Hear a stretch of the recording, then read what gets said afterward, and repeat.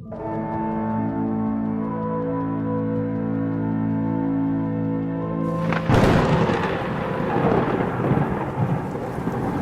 there a world beyond our own? Is there a spiritual dimension that we cannot see or understand? This documentary will explore these questions and more.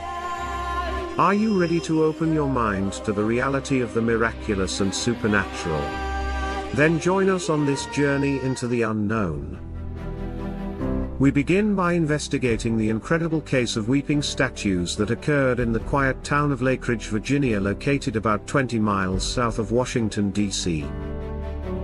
It is important to note right from the start that what you are about to hear involves a supernatural event that has no equal, no precedent in the history of the world.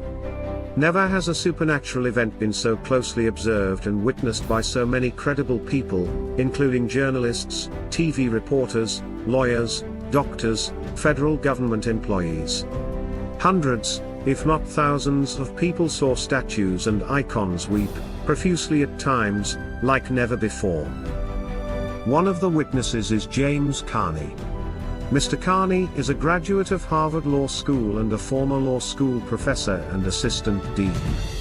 Mr. Carney wrote a book about the phenomena called The Seton Miracles, Weeping Statues and Other Wonders.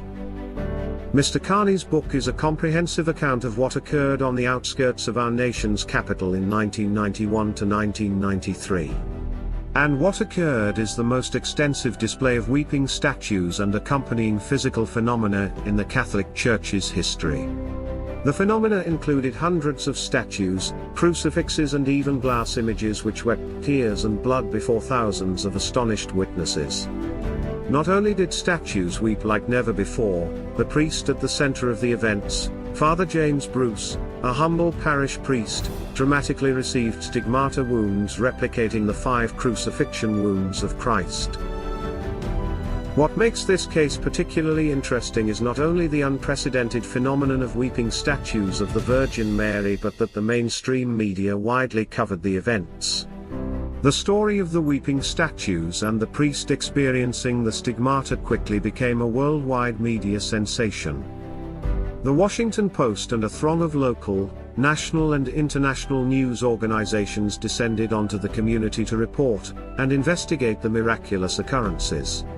To this day, the spontaneous media frenzy that engulfed the unexplained miraculous events stands as a singular moment in television history in the coverage of mystical religious phenomena.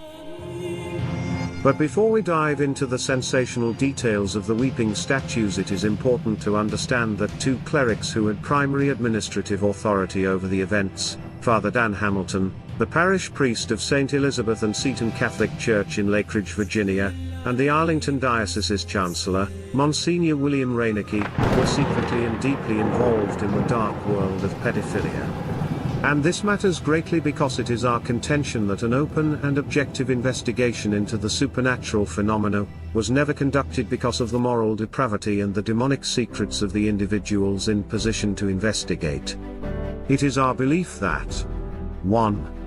The administrators did not seek to fully investigate the events because they were uncomfortable with the intense media publicity, and so they sought to move the spotlight away from the Diocese of Arlington by silencing any talk about the event. 2. As the world now knows, the power of silence to hide the truth was an effective tool the Catholic Church frequently used to cover up difficult, even sinister activities like the sexual abuse of thousands of minors among the clergy. The Vatican has said the clerical sex abuse scandal is such a game-changing catastrophe for the Catholic Church that the Pope called it the Church's own 9/11. The head of the Arlington Diocese in Virginia, Bishop John Keating, was keenly aware that statues of the Virgin Mary were weeping in his diocese. In fact, a statue wept in his office before his disbelieving eyes. Despite his own eyewitness account, he nevertheless chose to pursue a strategy of silence for unknown reasons. The bishop stonewalled all inquiries from the media, and for many parishioners this left the impression that the bishop had perhaps condemned the phenomena. Canon law expert, Father Michael Smith Foster writes, "The bishop obviously believed that this approach of waiting and watching was the best response to the situation, but it is difficult to reconcile with an ordinary's duties under canon law because the bishop is responsible for public worship in the diocese, and so it is his responsibility to discern what is apparently miraculous and to approve of the gathering for public worship. Should an apparently miraculous event occur, the people may petition the bishop to investigate what is happening.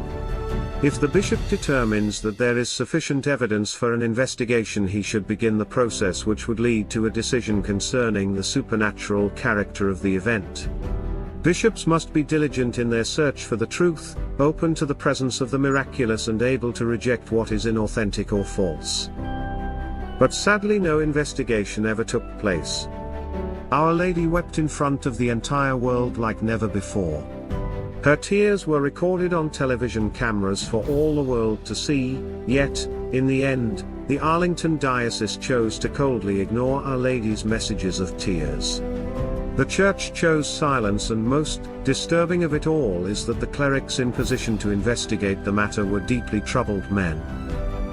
The world would soon discover that the cleric in charge of investigating the weeping statues and the stigmatic priest, Chancellor Monsignor William Reinecke, was a serial sexual predator of minors. Sensationally, Father Reinecke was also in charge of investigating claims of pedophilia among priests for the Arlington Diocese. All of this was made known after he walked into a nondescript cornfield in Berryville, Virginia, near the Holy Cross Trappist Monastery with a loaded shotgun and killed himself. While the statues of the Virgin Mary were still weeping in August of 1992, the Washington Post reported that Father Reinecke was confronted by one of his victims of his sexual abuse. The victim, Joe McDonald, urged Father Reinecke to get help and to resign from the priesthood. 2 days after the confrontation, Father Reinecke shot himself.